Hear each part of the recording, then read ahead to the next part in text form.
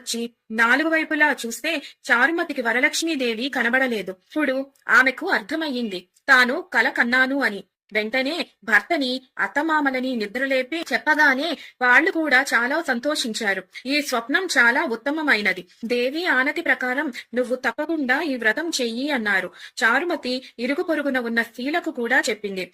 వాళ్ళు చారుమతి ఎంతో ఉత్కంఠతో శ్రావణ మాసం ఎప్పుడు వస్తుందా అని ఎదురు చూడసాగారు. వారు అలా ఎదురు చూసిన పౌర్ణమి ముందు శుక్రవారం రోజు వచ్చింది. ఆ రోజే కదా వరలక్ష్మీదేవి చెప్పిన రోజు అని ఎంతో ఉత్సాహంతో చారుమతి మొదలైన స్త్రీలు అందరూ పూజకు ఉపక్రమించారు. సూర్యోదయానికి పూర్వమే నిద్రలేచి కాలకృత్యాలు తీర్చుకుని తలస్నానం చేసి పట్టుబట్టలు కట్టుకున్నారు.